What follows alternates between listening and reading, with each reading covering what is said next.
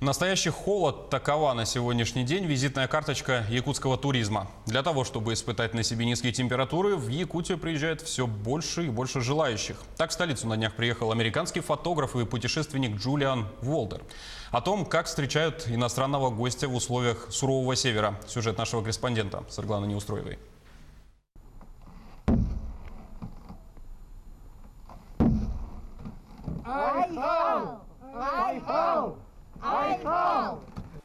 Так Джулиан впервые по традициям народа Саха поприветствовал высшие божества и загадал желание, которое по преданиям донесется до небес с помощью звука бубна.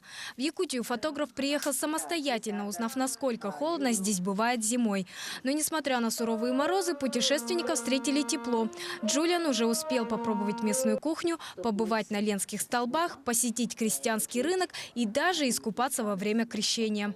Я очень радуюсь, потому что это показывает уровень гостя. Некоторые гости, наверное, тоже даже не приезжают сюда, не знаю, с какой целью приходят, а многие приходят именно познать, какой народ живет, чем дышит. Ага. И вот очень радуется, что мы это именно показываем. Как признается путешественник, ему очень нравятся местные пейзажи. Но по-настоящему вдохновить фотографа могут только люди. Здесь Джулиан старается запечатлеть жизнь без прикрас. Все особенности якутского быта. От добычи льда до работы в минус 40 на рынке. Мне очень интересно побывать здесь, в самой холодной части света. Интересно увидеть, как вы здесь живете, увидеть ваш быт и испытать это на себе. Так что моя цель как фотографа всегда заключается только в том, чтобы испытать что-то новое, встретить новых людей, узнать, как вы живете и работаете в таких условиях. Я этого не понимал, но теперь я это вижу, и для меня это новый опыт. Встретиться с путешественником удалось не только резидентам усадьбы Атласовых, но и начинающим фотографам. В рамках проекта «Интересные люди» Джулиан встретился со всеми желающими узнать подробности о его жизни и работе. Людей не смутил даже языковой барьер. Встреча прошла в неформальной дружеской обстановке. Эта поездка осуществилась благодаря тому, что Джулиан написал мне в октябре месяце, потому что написал мне в директе в Инстаграме.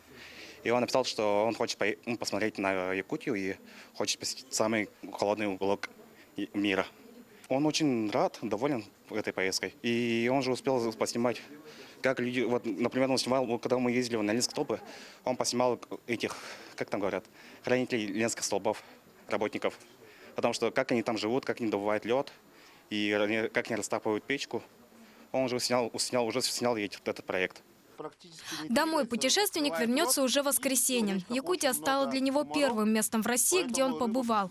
Джулиан сожалеет, что так и не съездил в Оймекон, самое холодное место в республике. Впрочем, в планах у фотографа вернуться сюда не только следующей зимой, но и летом на время праздника Исэх. Саргалана Неустроева, Семен Семенов, Григорий Николаев, Якутск.